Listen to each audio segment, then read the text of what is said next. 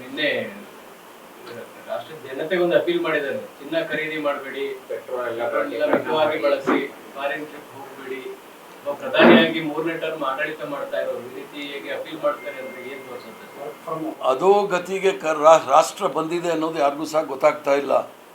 February 28ನೇ ತಾರೀಕು ಪಶ್ಚಿಮ ಏಷ್ಯಾದಲ್ಲಿ ಪ್ರಾರಂಭ ಆದಂಥ ಸಮಸ್ಯೆಗಳ ಬಗ್ಗೆ ನಮ್ಮೆಲ್ಲರ ಅಚ್ಚುಮೆಚ್ಚಿನ ನಾಯಕ ರಾಹುಲ್ ಗಾಂಧಿ ಮತ್ತು ವಿರೋಧ ಪಕ್ಷದ ನಾಯಕರಾದ ರಾಹುಲ್ ಗಾಂಧಿ ಅವರು ಭಾಳ ಸ್ಪಷ್ಟವಾಗಿ ಹೇಳಿದರು, ದೇಶ ಭಾಳ ಸಂದಿಗ್ಧ ಪರಿಸ್ಥಿತಿಯಲ್ಲಿ ಸಿಕ್ಕಾಕೊಳ್ತಾ ಇದೆ, ಇದ್ರ ಬಗ್ಗೆ ಕ್ರಮ ತೆಗೆದುಕೊಳ್ಬೇಕು ಅಂತೇಳಿ ಎಚ್ಚರಿಕೆ ಕೊಟ್ಟರೇನೂ ಸಹ ಅದನ್ನು ಬಾಲಿಶ ಹೇಳಿಕೆ ಅಂತ ಅದನ್ನು ತಳ್ಳಾಕಿದರು. ಯಾಕಂದರೆ ಇವ್ರಿಗೆ 4 ತಿಂಗಳು ಎಲ್ಲಿ ಚುನಾವಣೆ ಮಾಡಬೇಕಾಗಿತ್ತು.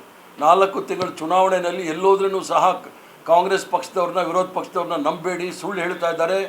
ಅಗಾಧವಾದ ತೈಲ ಸಂಗ್ರಹಣ ಇದೆ, ಎಲ್ಲ ಪೆಟ್ರೋಲಿಯಂ ಪ್ರಾಡಕ್ಟ್ಸು ಭಾಳಷ್ಟು ನಾವು ಶೇಖರಣೆ ಮಾಡಿಟ್ಟಿದ್ದೀವಿ, ಯಾವುದೇ ರೀತಿ ತೊಂದರೆ ಇಲ್ಲ ಅಂಥೇಳಿ ಭಾಷಣ ಬಿಗ್ದಿದ್ದು.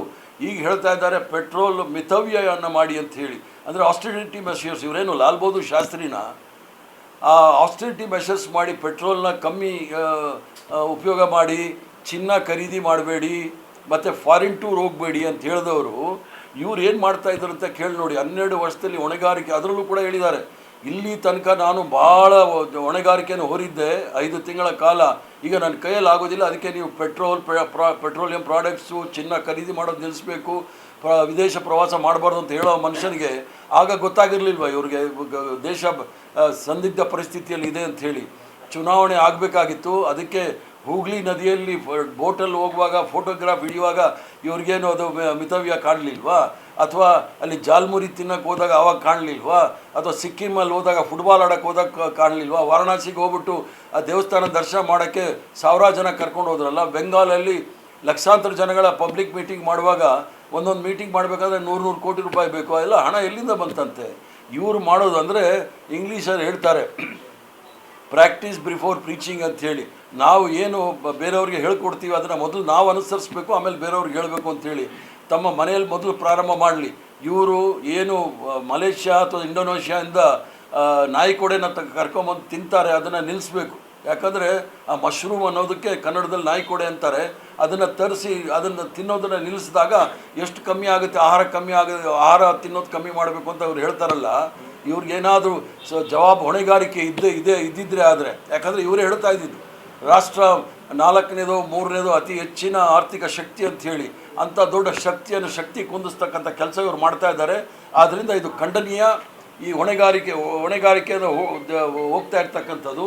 ಯಾಕಂದರೆ ಇವರು ಪೆಟ್ರೋಲ್ ಬಗ್ಗೆ ಮಾತಾಡಿದಾಗ ಅಥವಾ ಚಿನ್ನ ಖರೀದಿ ಮಾಡಬಾರ್ದು ಅಂದಾಗ ಅದು ದೇಶಭಕ್ತಿ.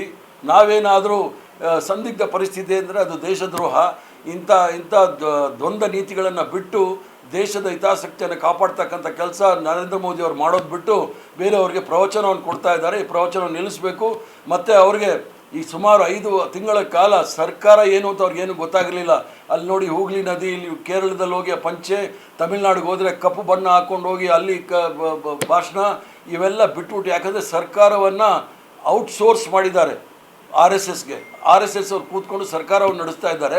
ಆದ್ದರಿಂದ ಸಂಪೂರ್ಣವಾಗಿ ಸರ್ಕಾರದ ಹಿಡಿತ ಇವರಲ್ಲಿ ಇಲ್ಲ, RSS ಕೈಯಲ್ಲಿದೆ. ಆದ್ದರಿಂದ ವರ್ಕ್ ಫ್ರಮ್ ಹೋಮ್ ಅಂತಾರೆ. ಅದು ಮೊದಲಾಗಿ ಸ್ಟಾರ್ಟ್ ಮಾಡಬೇಕಾಗಿರೋದು ನರೇಂದ್ರ ಮೋದಿಯವರು. ಇವರು ಮನೆಯಿಂದ ಪ್ರಸಾರ ಮಾಡಿದರೆ ಲಕ್ಷಾಂತರ ಕೋಟಿ ರೂಪಾಯಿ ನಮ್ಮ ದೇಶಕ್ಕೆ ಉಳಿತಾಯ ಆಗಿರೋದು. ಆದ್ದರಿಂದ ಮಿತವ್ಯಯದ ಬಗ್ಗೆ ನರೇಂದ್ರ ಮೋದಿಯವರು ಹೇಳೋದು ಹಾಸ್ಯಾಸ್ಪದ ಅಂತ ನನಗನ್ಸುತ್ತೆ. ಕ್ಷಣದ ಸುದ್ದಿಗಳಿಗಾಗಿ ಫ್ರೀಡಂ ಟಿವಿ ಸಬ್ಸ್ಕ್ರೈಬ್ ಮಾಡಿ, ಲೈಕ್ ಮಾಡಿ ಹಾಗೂ ಫಾಲೋ ಮಾಡಿ. ಹೊಸ ಸುದ್ದಿಗಳ ನೋಟಿಫಿಕೇಶನ್ಗಾಗಿ ಬೆಲ್ ಐಕಾನ್ ಮೇಲೆ ಕ್ಲಿಕ್ ಮಾಡಿ.